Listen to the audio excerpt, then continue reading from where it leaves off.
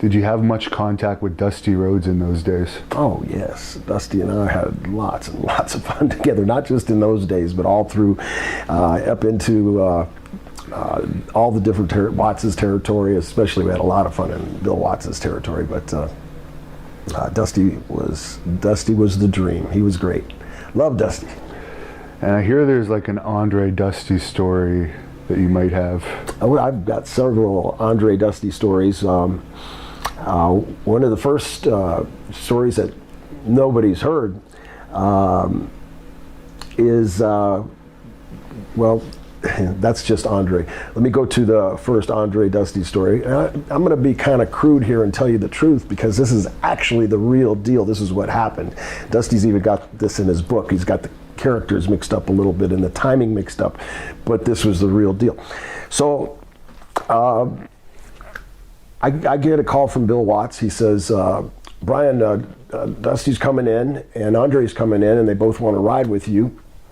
And I know you got the big blue Continental, they know that. So I had a big baby blue Continental in 1972 that, I had in high school. And it was still running good, except the air conditioning, the heater didn't work. And we're in Jackson, Mississippi, and it's January. So I'm thinking, wow, what am I going to tell these guys? I got two of the greatest superstars in the world getting ready to ride in my car. Two guys that I really are like my heroes, and I'm not going to have any heater. What do I say? And so we meet at 1 o'clock at the hotel in Jackson. And the sun's shining, it's probably about 40 degrees with no wind. I remember Dusty had a long sleeve West Texas State shirt on and a t-shirt underneath. André had a white t-shirt with a Y of A, and his buttons were unbuttoned. And so I forgot what I had on, but I felt totally warm. So I wasn't really thinking about it that much. And Dusty goes to me, he goes, "Hey, beep." I said, "Yes, sir, Mr. Yes, sir, Dusty, and your dream, whatever." Trying to be as respectful as I could, and he said, "Listen, I need you to go to the liquor store." I said, "Okay," and he said, "Listen, the giant drinks a lot. You need to get him 2 bottles of Crown Royal. Get him the big ones." I said, "Yes, sir." He says, "Get him a case of Budweiser," and he said, "Get me a case of Lone Star, and you drive and you can have a 6-pack." I said, "Okay, thank you, sir." So he hands me a few $100s, and he keeps talking to me. He says, "Don't forget a cooler. Get a cooler." And he said, "Get a little cooler. It might be cold. We may have to pee in the cooler." And he said, "I got a McDonald's cup in my room. I just bring the cup and whatever." And I'm listening to all these things he's throwing at me, but I didn't want to forget.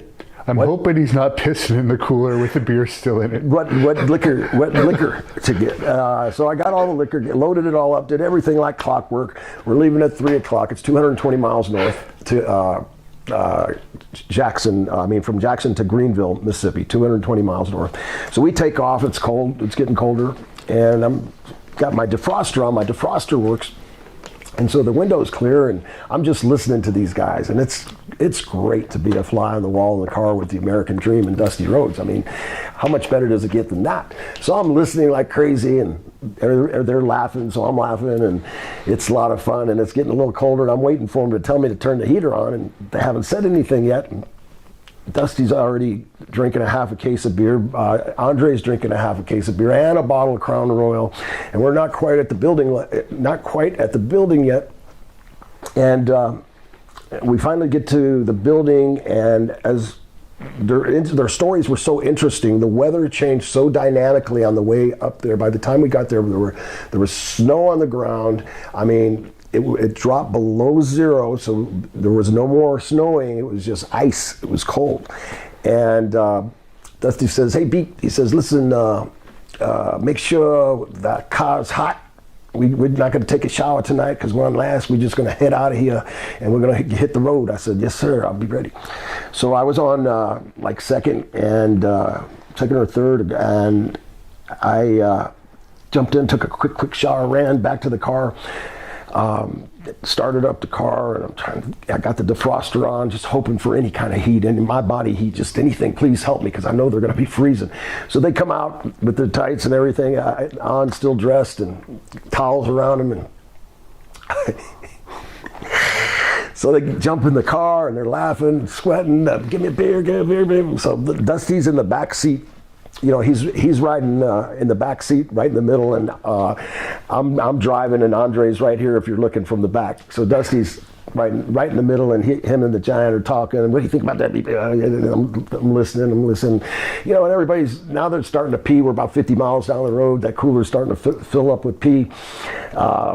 I had about, I don't know, 3-4 beers, so finally I peed in the McDonald's cup, and we just pass around this small cooler. And so then the giant peed in the cup. And he how could the giant pee in just a cup without overflowing? He was a big cup, but yeah, he did. And so he pees in the cup, and they're throwing beer bottles out the road, and Crown Royal bottle. You know, I know that there was only this much left in the second Crown Royal bottle that André had, and we're 50 miles still from Jackson, Mississippi on the way home. And he's going, God damn, people, it's cold in here. And I said, I know, I got the heat on the best I can. I don't know why it's not working so good. And Andre's going, whoa, whoa, whoa, whoa. He's like so full of alcohol that he can't feel anything, but he's laughing. It makes total sense, and it's great. So anyway, we're laughing some more, and Andre's got to pee again, and Dusty grabs the cooler. He's got it on top of his lap, and somebody said something that was really, really funny. And all of a sudden, André goes like this and laughs forward, and when he goes backwards, my seat in my Lincoln Continental pops, and it falls back on Dusty, and that cooler busted wide open on his lap, and it's got all that hot urine over his whole body. And he cuts the world's worst promo on me, or the best promo. I mean, he was calling me everything but a man. I mean, he was calling me all kinds of names, saying, God damn, people, you're blackballed, you'll never work again. You just embarrassed the dream in front of the greatest superstar, the two greatest superstars in the wrestling industry. André the Giant watched you piss all over me. I can't believe you did that, people. I said, I didn't do it. I didn't do it. And Andre's laughing so hard. So, you know, we get back, and Dusty's mad at me for the next a few days, and we wind up on that tour. A few days later, we're in New Orleans, and we have a day off because we're wrestling in the Superdome the following day. So they want to go to Felix's and eat some oysters and go goof off on Bourbon Street. So we do that. And we ate a lot of oysters and drank a lot of beer at Felix's that day.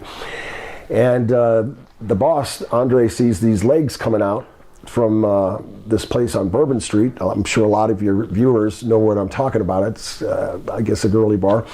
And when you go in there, there's a platform, there's a stairs, and then there's a platform like this, and then there's another platform, like a blind platform that you can't see.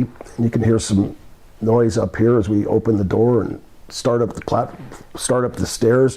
I notice on the platform that there's like a big palm tree, and there's nothing else there, just like a fake palm tree.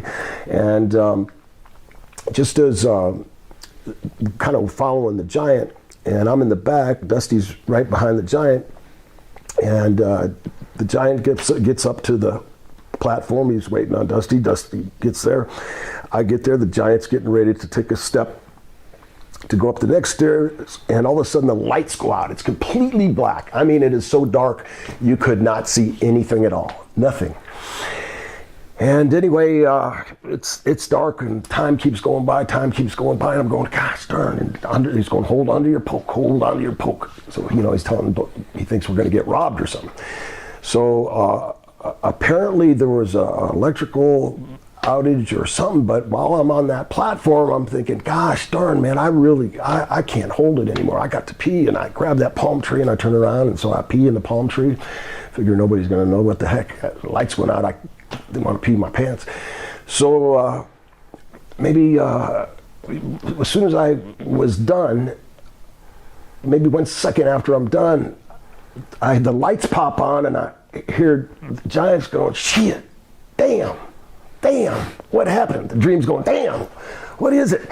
And André and I look down, and he's got his jeans on and his rolled up cowboy shirt and his cowboy hat and everything, and cowboy boots inside of his jean.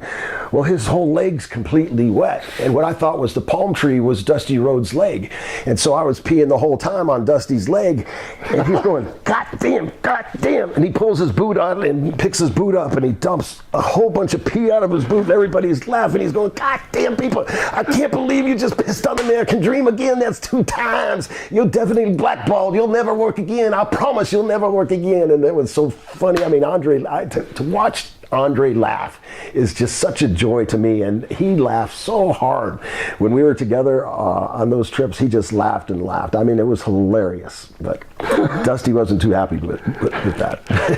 But he liked it enough to put it in his book.